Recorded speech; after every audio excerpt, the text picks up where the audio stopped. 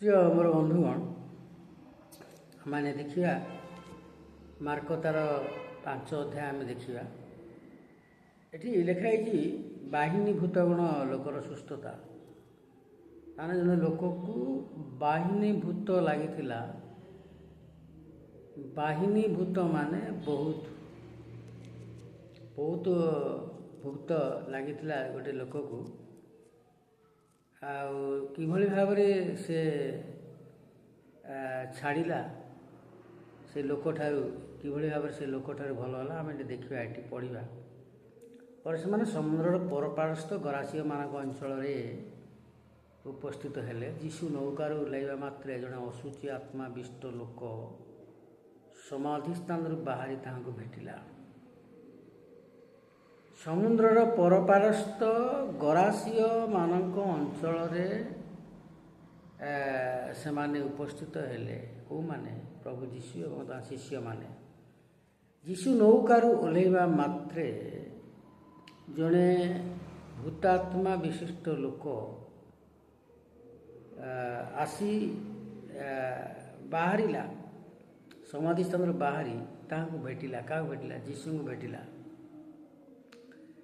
ସେ ସମାଧି ସ୍ଥାନରେ ବାସ କରୁଥିଲା। ପୁଣି କେହି ତାକୁ ଝଞ୍ଜିରରେ ସୁଦ୍ଧା ଆଉ ବାନ୍ଧି ପାରୁନଥିଲେ। ବାନ୍ଧିଲେ ସବୁ ସେ ଛିଣ୍ଡି ଛାଣ୍ଡି ଦେଉଥିଲା। କାରଣ ସେ ଅନେକ ଥର ବେଡ଼ି ଓ ଜଞ୍ଜିରରେ ବନ୍ଧା ହେଇଥିଲା। କିନ୍ତୁ ସେ ଜଞ୍ଜିର ଛିଣ୍ଡାଇ ଦେଇ ବେଡ଼ି ସବୁ ଖଣ୍ଡ ଖଣ୍ଡ କରି ଭାଙ୍ଗି ପକାଇଥିଲା। ଆଉ ତାହାକୁ ବଶରେ ରଖିବାକୁ କାହାର ବଳ ନଥିଲା। ସେ ଲୋକଟା ଏଭଳି ଭାବରେ ଅଶୁଚି ଆତ୍ମା ତାକୁ କରିଥିଲା ଯେ ସେ ଲୋକଟାକୁ ବାନ୍ଧିଲେ ମଧ୍ୟ ସେ ତାକୁ ଛିଣ୍ଡେଇକିରି ଆଉ ଖଣ୍ଡ ବିଖଣ୍ଡ କରି ପକାଉଥିଲା। ତାକୁ ଲୋକମାନେ ବଶରେ ରଖିପାରୁନଥିଲେ। ସେ ଦିନରାତି ସବୁବେଳେ ସମାଧି ସ୍ଥାନ ମାନଙ୍କରେ ରହେ। ସମାଧି ଜାଗା ମାନଙ୍କରେ ରହି ଚିତ୍କାର କରୁଥିଲା। ବାକ୍ୟରେ ଲେଖା ଅଛି, ମାର୍କ ତାର 5 ଅଧ୍ୟାୟ 5 ପଦରେ ଲେଖା ଅଛି, ସେ ଦିନରାତି ସବୁବେଳେ ସମାଧି ସ୍ଥାନ ଓ ପର୍ବତରେ ରହି ଚିତ୍କାର କରୁଥିଲା। ପୁଣି ପ୍ରଷ୍ଟରରେ ଆପଣଙ୍କୁ କ୍ଷତ ବିକ୍ଷତ କରୁଥିଲା। ସମାଧି ସ୍ଥାନରେ ରହୁଥିଲା ଏବଂ ପାହାଡ଼ରେ ରହୁଥିଲା। ପଥରରେ ବାଡ଼େଇ ବୁଡ଼େଇ ହୋଇ କ୍ଷତ ବିକ୍ଷତ କରୁଥିଲା ଆପଣଙ୍କୁ ସେଇ ଲୋକ। କାରଣ ତାଠାରେ ଅନେକ ଭୂତ ଆତ୍ମା ଥିଲେ।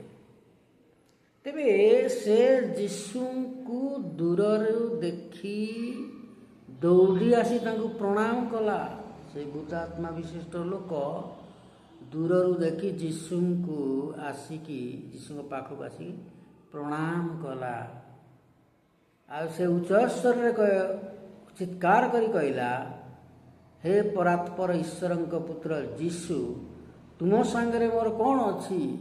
ସେ କହୁଛି ସେଇ ଭୂତାତ୍ମା ବିଶିଷ୍ଟ ଲୋକଟି, ତୁମକୁ ଈଶ୍ୱରଙ୍କ ନାମରେ ଶପଥ ଦେଉଛି, ମୋତେ ଯନ୍ତ୍ରଣା ଦିଅ ନାହିଁ, ମୋତେ କଷ୍ଟ ଦିଅ ନାହିଁ। ତୁମ ସାଙ୍ଗରେ ମୋର କ'ଣ ସମ୍ପର୍କ ଅଛି? ତମେ ମୋତେ କଷ୍ଟ ଦିଅ ନାହିଁ। କାରଣ ଯୀଶୁ ତାକୁ କହିବା ପାଇଁ ଯାଉଥିଲେ, ଆରେ ଅଶୁଚି ଆତ୍ମା ଏ ଲୋକଠାରୁ ବାହାରିଯା। ସେ ଲୋକଠାରେ ଯେଉଁ ଅଶୁଚି ଆତ୍ମା ଥିଲା, ଭୂତ ଆତ୍ମା ଥିଲା, ଭୂତ ଗିରାସି ପକାଇଥିଲା। ଲୋକମାନେ କହନ୍ତି ଭୂତ ଗିରାସିଛି। ଆଉ ତାହାକୁ ବାହାରି ଯିବା ପାଇଁ ଯୀଶୁ ଚାହୁଁଥିଲେ କହିବା ପାଇଁ, କିନ୍ତୁ ସେ ଭୂତାତ୍ମା କହିଲା ମୋତେ କଷ୍ଟ ଦିଅ ନାହିଁ। ଆଜି ସେ ତାକୁ ପଚାରିଲେ, ତୋର ନାଁ କ'ଣ? ତୋର ନାଁ କ'ଣ? ସେ ତାକୁ କହିଲା, ମୋର ନାଁ ବାହିନୀ। ତେଣୁ ଆମେ ଅନେକ। ବାହିନୀ ମାନେ ଆମେ ଅନେକ। ତାମାନେ ଅନେକ ଭୂତାତ୍ମା ସେଇ ଲୋକଟି ମଧ୍ୟରେ ଥିଲା। ପୁଣି 10 ପଦରେ ଆମେ ଦେଖୁଛୁ, ପୁଣି ଯୀଶୁ ଯେପରି ସେମାନଙ୍କୁ ସେଇ ଅଞ୍ଚଳରୁ ବାହାରକୁ ପଠାଇ ନ ଦିଅନ୍ତି, ସେଥିପାଇଁ ସେ ତାହାକୁ ବହୁତ ବିନତି କଲା। ବହୁତ ବିନତି କଲା ସେଇ ଭୂତାତ୍ମା ପ୍ରଭୁ ଯୀଶୁଙ୍କୁ। ଭୂତାତ୍ମା ବିଶିଷ୍ଟ ଲୋକଟି ଆଉ ସେ ବିନତି କଲା, ମୋତେ ବାହାରକୁ ଆମମାନଙ୍କୁ ପଠାଅ ନାହିଁ। କାରଣ ତାଠାରେ ଅନେକ ଭୂତାତ୍ମା ଥିଲେ। ସେ ଭୂତାତ୍ମା କହୁଥିଲେ ଆମକୁ ବାହାରକୁ ପଠାନ୍ତୁ ନାହିଁ। ସେଠାରେ ପର୍ବତରେ କଡ଼ରେ ଗୋଟେ ଘୁଷୁରୀ ପଲ ଚରୁଥିଲା। ପାହାଡ଼ କଡ଼ରେ ଗୋଟେ ଘୁଷୁରୀ ପଲ ଚରୁଥିଲା। ଆଉ ସେମାନେ ତାକୁ ବିନତି କରି କହିଲେ, ସେ ଘୁଷୁରୀମାନଙ୍କ ପାଖକୁ ଆମକୁ ପଠାଇ ଦିଅ। ତାପରେ ଯୀଶୁ ସେ ଶୈତାନ ମାନଙ୍କୁ ଯାଅ ଧମକ ଦେଇ କହିଲେ ଯାଅ ସେ ଘୁଷୁରିମାନଙ୍କ ମଧ୍ୟରେ ରୁହ, ଘୁଷୁରିମାନଙ୍କ ଭିତରକୁ ପଳେଇବ, ଭିତରେ ଯାଇ ରୁହ। ସେ ସେମାନେ ଅନୁମତି ଦିଅନ୍ତେ ଅଶୁଚି ଆତ୍ମା ଗୁଡ଼ାକ ବାହାରି ଘୁଷୁରିମାନଙ୍କ ଭିତରେ ପଶିଲେ। ସେଥିରେ ସେଇ ପଲ ଅତି ବେଗରେ ଦୌଡ଼ି ଯାଇ ତୀକ୍ଷ୍ଣ ସ୍ଥାନରୁ ଦୌଡ଼ି ଯାଇ ସମୁଦ୍ରରେ ପଡ଼ିକି ବୁଡ଼ିକି ମଲେ।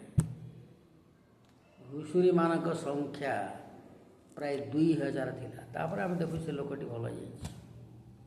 ଆମେ କ୍ରମଶଃ ପଢ଼ିଲେ ତାପରେ ସେ ଲୋକଟି ସମ୍ପୂର୍ଣ୍ଣ ଭାବରେ ଭଲ ହୋଇ ଭଲ ମନରେ ଯୀଶୁଙ୍କର ବାକ୍ୟ ଶୁଣିବା ପାଇଁ ଶୁଣୁଛନ୍ତି ଭଲ ମନରେ। ତେବେ ଆମେ ଦେଖୁଛୁ ଭୂତାତ୍ମା ଅଛି, ବହୁତ ଭୂତାତ୍ମା ସେ ଲୋକଟିଠାରେ ଥିଲା। ବର୍ତ୍ତମାନ ସେ ଲୋକଟି ପୂର୍ଣ୍ଣ ଭାବରେ ଭୂତାତ୍ମା ତାଠାରୁ ଛାଡ଼ି ଚାଲିଗଲା।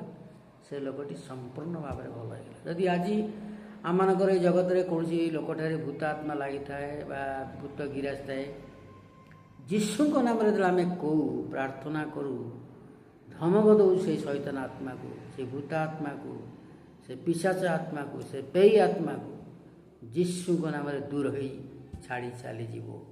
ପ୍ରଭୁ ଏହି ପାଠିତ ବାକ୍ୟ ଦ୍ୱାରା ଆଶୀର୍ବାଦ କରନ୍ତୁ। ଯଦି କୌଣସି ଜାଗାରେ ଭୂତାତ୍ମା ଲାଗିଥାଏ, ଆପଣଙ୍କର ନିକଟସ୍ଥ ପ୍ରଭୁଙ୍କର କାର୍ଯ୍ୟକାରୀମାନଙ୍କ ପାଖକୁ ଯାଇ ଯୋଗାଯୋଗ କରନ୍ତୁ। ସେମାନେ ଆସି ସେହି ଭୂତାତ୍ମାର ଲୋକମାନଙ୍କ ନିକଟରେ ପ୍ରାର୍ଥନା କଲେ, ଯୀଶୁଙ୍କ ନାମରେ ଧମକ ଦେଲେ, ଶୈତାନ ଆତ୍ମା ବା ଭୂତ ଆତ୍ମା ଛାଡ଼ି ଚାଲିଯିବ। ସେ ଲୋକଟି ପୂର୍ଣ୍ଣ ଭାବରେ ସେହି ଶୈତାନରୁ ମୁକ୍ତ ହୋଇଯିବ, ସମ୍ପୂର୍ଣ୍ଣ ଭଲ ହୋଇଯିବ। ପ୍ରଭୁ ଏହି ପଠିତ ବାକ୍ୟ ଦ୍ୱାରା ଆମମାନଙ୍କୁ ଆଶୀର୍ବାଦ କରନ୍ତୁ। ଆସନ୍ତୁ ଆମମାନେ ପ୍ରାର୍ଥନା କରିବା। ପ୍ରଭୁ ଧନ୍ୟବାଦ ଦେଉଛୁ ବାକ୍ୟ ପାଇଁ, ଆଶୀର୍ବାଦ କଲ, ତୁମର ଗୌରବ ମହିମା ଯୁଗେ ଯୁଗେ ତୁମକୁ ଦେଉଛୁ। ପ୍ରାର୍ଥନା କେବଳ ପ୍ରଭୁ ଯୀଶୁଙ୍କ ପବିତ୍ର ନାମରେ ମାଗିଲୁ, ଆମେନ୍।